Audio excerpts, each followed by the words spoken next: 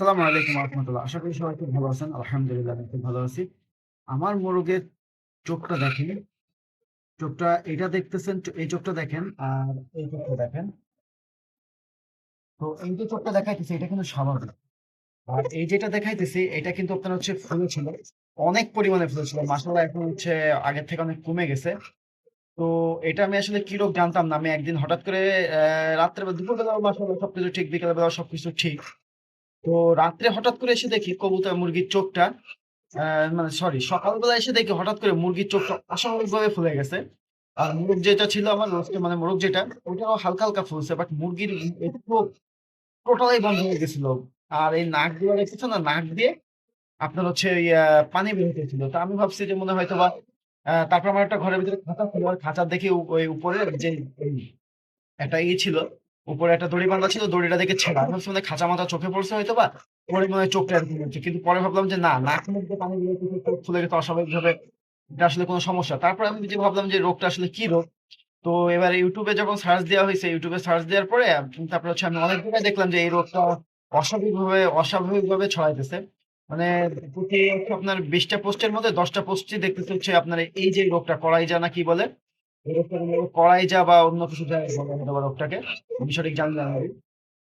তো তারপরে আমি কি করলাম, তারপরে আমি প্রথমে আমি সাথে সাথে আসলে ভাবছিলাম যে মুরগিটা আসলে কোনো ক্ষতি হবে কিনা। তো মাশাআল্লাহ ওকে খাইতে দিছি, দেখলাম মাশাআল্লাহ ও ঠিকঠাক খুব সুন্দরভাবে খাওয়া দাওয়া করতেছে।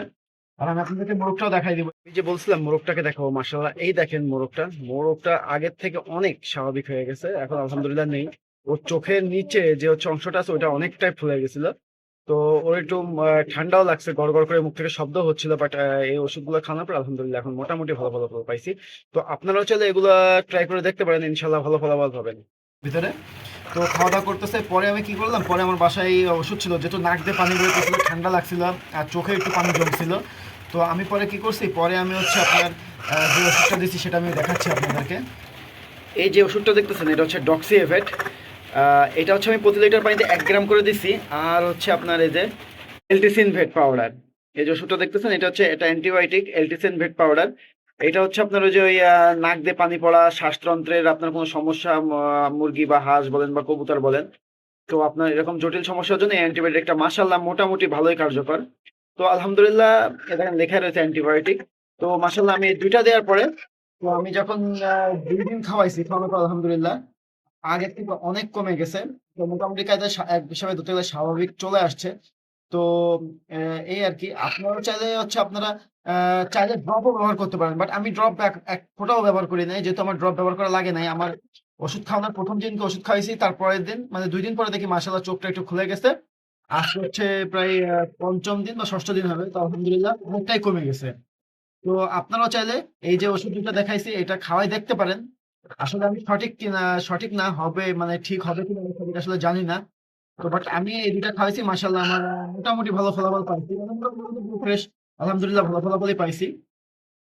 তো যেহেতু এই রোগটা অতিরিক্ত পরিমাণে ছড়াইতেছে, তো আপনারাও চাইলে এই ওষুধ 2টা ট্রাই করে দেখতে পারেন। আলহামদুলিল্লাহ ভালো ফলাফল পাবেন। আর আমি আবারও বলছি, এইসব ওষুধ খাওয়ানোর আগে অবশ্যই অভিজ্ঞ একজনের পরামর্শ নিয়ে খাওয়াবেন। যেহেতু ভাই আমরা আসলে ডাক্তার না।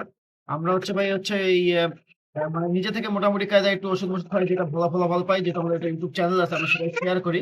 তো ভালো লাগলে ভিডিওটা অবশ্যই লাইক কমেন্ট শেয়ার করবেন। আর আপনাদের মুরগি বা মোরগের যে এই সমস্যাগুলো হইছে, তো তারা এইগুলা ব্যবহার করে দেখতে পারেন, ইনশাআল্লাহ ভালো ফলাফল পাবেন। আসসালামু আলাইকুম রহমতুল্লাহ।